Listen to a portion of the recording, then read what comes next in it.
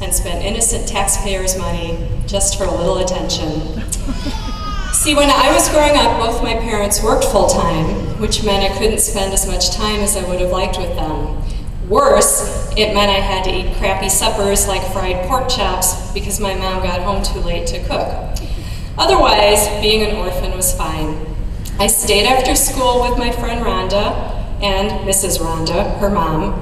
Names are changed to protect the innocent and the drunk. And we had a great time until I fell off their picnic table.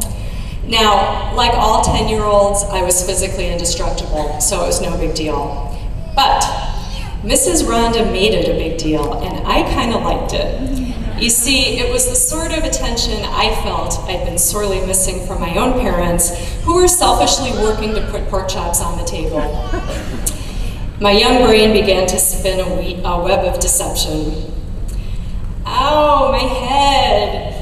See, I imagined getting this big bandage on my head and getting to spend the week in bed home from school. My mom would drag the TV into my room. My brother would be so jealous. So I started staggering around dizzily, clutching my broken head. I told Mrs. Rhonda everything was blurry. By the time my parents got home, I was in full performance mode. Mom, Dad, is that you? I can't really see. They were terrified. Yes. Score. They whisked me off to the hospital, asking anxious questions all the way. Young JD, how many fingers am I holding up? 4? What color is my coat? Blue? It was green. Damn, I was good. I waited excitedly for my head bandaging to begin. Neither parent took their eye off me. Man, they were so worried. We'd probably go to McDonald's on the way home. At the hospital, the doctor asked me more of those how many fingers questions, and by this time I had it down pat. And you know, it never even occurred to me that the doctor might think I was lying. My parents believed me, Mrs. Rhonda had believed me, I was starting to believe me.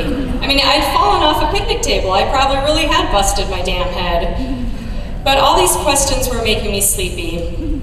I wanted to go home, I wanted my bandage, I wanted my McDonald's, and I wanted my mom to fuss over me. She may have a concussion, the doctor said. What? What the hell kind of doctor is this? Where's my bandage? I think we'll keep her overnight just to be safe. No. This was not part of the plan. Just bandage my head and send me home. Mom, Dad, where are you going? Don't leave me here. But it was too late. I couldn't admit to faking the whole thing now. I had to see it through. It was the longest night of my life. At one point I called a nurse and told her I was scared, and she came in and sat with me for a while. My roommate kept throwing up what looked like raw eggs. And by now I was convinced that that doctor knew I was lying and that this was my punishment. When morning came 1,000 years later, my pediatrician popped in, gave me the once-over and pronounced me perfectly fine. And while he didn't outright call me a liar, you could kind of tell he knew. And as if the previous hellish night hadn't been punishment enough, when I stood up, my pajama bottoms fell down. Yep, my 10-year-old naked bottom half was on full display for my roommate, my roommate's family, extended family, friends, neighbors, additional doctors, nurses. I think there was a tour going on. So, yeah, okay, God, I get it. I suck. Now, there's a quick postscript to the story, and then I get to go and take off my girdle. Many years later, I confessed to my mom what I thought she must have already figured out. That concussion, I faked the whole thing. It was a big lie.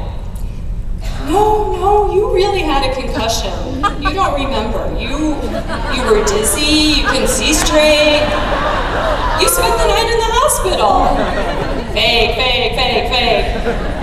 I thought we'd have a big laugh about it because I was a little kid after all, and it was a cry for attention, right? 10 years old.